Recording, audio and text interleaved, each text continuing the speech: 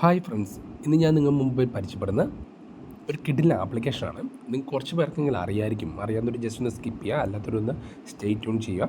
കാരണം എന്ന് വെച്ചാൽ നമ്മൾ ഗൂഗിൾ അസിസ്റ്റൻസ് യൂസ് ചെയ്യുന്നത് സെറി നമ്മൾ ഐഫോണിൽ യൂസ് ചെയ്യുന്നുണ്ടാവും അല്ലേ. അപ്പോൾ നിങ്ങൾക്ക് മനസ്സിലായിട്ടുണ്ടാവും എന്താണ് ഞാൻ പറഞ്ഞു വരുന്നതുള്ളത്. അപ്പോൾ നമ്മൾ തമ്പ്ലൈനിൽ കണ്ട പോലെ തന്നെ ഇപ്പോൾ ഒരു പുതിയൊരു ആപ്ലിക്കേഷൻ ഇറങ്ങിയിട്ടുണ്ട്. അത് ഗൂഗിൾ അസിസ്റ്റൻസിൻ്റെ പകരം ഗൂഗിൾ അസിസ്റ്റൻസിന് പകരമുള്ള ആപ്ലിക്കേഷനാണ്. അപ്പോൾ ഇതൊരു കിഡിലാണ്. അതിനെ അപേക്ഷിച്ച് കുറച്ചും കൂടെ ഫീച്ചേഴ്സ് കൂടുതലുള്ള കാര്യങ്ങളെല്ലാം ഉണ്ട്. നിങ്ങൾ ഈ വീഡിയോ അവസാനം വരെ കാണുക. അപ്പോൾ എങ്ങനെ ഇൻസ്റ്റാൾ ചെയ്യാം, എങ്ങനെ ഇതിൻ്റെ ഡീറ്റെയിൽസ് എല്ലാം ഒന്നും ഞാൻ പറഞ്ഞു തരുന്നതാണ്. അപ്പോൾ നിങ്ങൾ ചാനൽ സബ്സ്ക്രൈബ് ചെയ്തിൽ ഒന്ന് ജസ്റ്റ് ഒന്ന് സബ്സ്ക്രൈബ് ചെയ്യുക, തൊട്ടടുത്ത് ബെല്ലൈക്കനോട് ഒന്ന് പ്രസ് ചെയ്യണം കേട്ടോ. അപ്പം ഇതിൻ്റെ പേരെന്ന് വെച്ചത് ജെമിനി എന്നാണ്. ഓക്കെ, അപ്പോൾ ഇത് ഓൾറെഡി തന്നെ ഗൂഗിളിൻ്റെ ആണ് വരുന്നത്. അപ്പോൾ നമുക്ക് ഓൾറെഡി തന്നെ ഗൂഗിളിൻ്റെ ഗൂഗിളിൻ്റെ ഐ ഡി വെച്ച് നമ്മൾ ലോഗിൻ ചെയ്യണം. അപ്പോൾ ഇത്രയുള്ള ഇൻ്റർഫേസ് നിങ്ങൾ ഓൾറെഡി തന്നെ ഗൂഗിൾ അസിസ്റ്റൻസ് യൂസ് ചെയ്യുന്നവരാണെങ്കിൽ അതിനേക്കാളും ഒരു 1% മുമ്പിൽ നിൽക്കുന്ന ഒരു ആപ്ലിക്കേഷനാണ്. ഒന്നുമില്ല, നമുക്ക് ലോഗിൻ ചെയ്തതിന് ശേഷം നമുക്ക് എന്തും ചോദിച്ചു കഴിഞ്ഞാൽ നമുക്ക് സിമ്പിളായിട്ട് നമുക്ക് ആൻസേഴ്സോ അല്ലെങ്കിൽ നമുക്ക് നമ്മുടെ ഫോണിനെ സിമ്പിളായിട്ട് സെറ്റ് ചെയ്തെടുക്കാൻ വേണ്ടി പറ്റും. അപ്പം ഇതാണ് ഈ ആപ്ലിക്കേഷൻ്റെ പ്രത്യേകത. അപ്പം നമുക്ക് ഫോട്ടോ എന്നാണ് അതിൻ്റെ ഡീറ്റെയിൽ ഇവിടെ കാണിച്ചിരിക്കുന്നത്.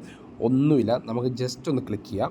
അപ്പോൾ നമ്മൾ ഓപ്പണായി, എന്നിട്ട് ഓപ്പണായിട്ട് ഹൗ ടു മേക്ക് ചിക്കൻ കറി എന്ന് പറഞ്ഞ് നമുക്ക് ചോദിച്ചു നോക്കാം. അപ്പോൾ നമുക്കൊന്ന് ടൈപ്പ് ചെയ്ത് നോക്കാം അല്ലേ.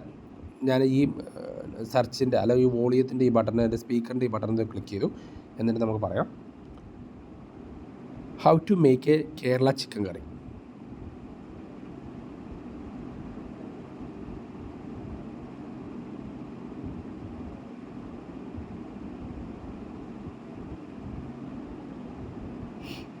Kerala chicken curry, also known as Nadan Kozi curry, is a delicious and flavorful dish that originates.